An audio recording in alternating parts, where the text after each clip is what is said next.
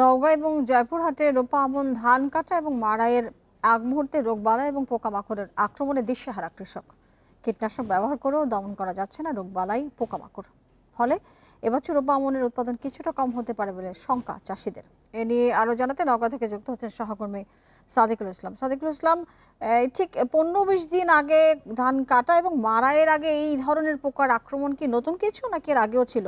সেক্ষেত্রে কৃষকরা তো বিষয়টা জানতেন, তারা কোনো প্রিকশন কেন নেননি? পাশাপাশি কৃষি অধিদপ্তর আসলে কি বলছে, কি ব্যবস্থা তারা নিচ্ছেন এই বিষয়গুলোর উপরে? বান্ডেল থাকলে প্রতি সেনমানিতে টাকা বাঁচবে। বিকাশ সেনমানি বান্ডেল কিনে জিতুন প্রতি লেনদেনে। আসলে দেখেন, ধান কাটামারের একদম শেষ প্রান্তে এসে কিন্তু জেলার কৃষকরা কিন্তু দিশাহারা হয়ে পড়েছেন। তারা যেটি বলছেন যে এর আগেও তারা পোকামাকড়ের আক্রমণের শিকার হয়েছেন, কিন্তু সেই সময় কিন্তু আপনার রোগবালাই এবং পোকামাকড় নিধনে যে কীটনাশক বা ওষুধপত্র ব্যবহার করা হতো সেটি দিয়ে কিন্তু নিয়ন্ত্রণে নিয়ে আসা গেছে। কিন্তু এইবারে যেটি তারা লক্ষ্য করছে সেটা হচ্ছে যে সেরকমভাবে কিন্তু কৃষি বিভাগ থেকে আগাম তাদেরকে কিন্তু সেরকম সতর্কবার্তা দেওয়া হয়নি।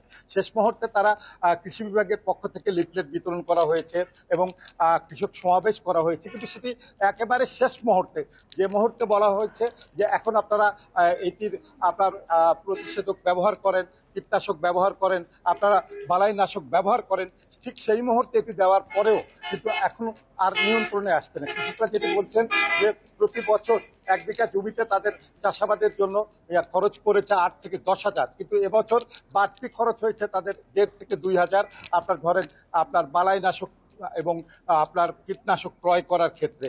এই অবস্থায় তারা অনেকটাই কিন্তু চিন্তিত হয়ে পড়েছেন।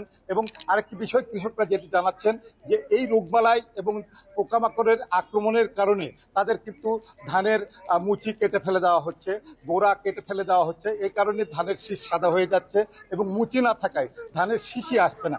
সেক্ষেত্রে সাদিকুল, এই যে পরিস্থিতি দাঁড়িয়েছে, এই ক্ষেত্রে উৎপাদন কমার কতটা আশঙ্কা রয়েছে? আসলে কি পরিমাণ উৎপাদন কমতে পারে বলে মনে হয়?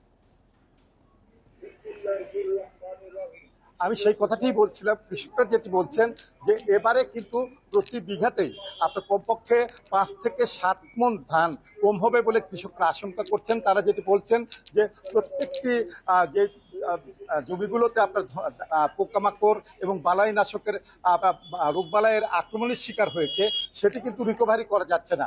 এবং সেক্ষেত্রে দেখা গেছে যে কমপক্ষে 5 থেকে 7 মণ ধান তাদের কিন্তু কম উৎপাদন হবে। এবং এই কারণে কৃষকরা যেটি দাবি করছেন যে যদি উপযুক্ত মূল্য না পাওয়া যায় সেক্ষেত্রে তারা কিন্তু ক্ষতির মুখে পড়বেন। এই ছিল নওগাঁ রোপা আমনের রোগবালাই এবং পোকামাকড়ের আক্রমণ পরিস্থিতি। সাদিকুল, আপনাকে অনেক ধন্যবাদ আমাদেরকে এ বিষয়ে বিস্তারিত জানাবার জন্য।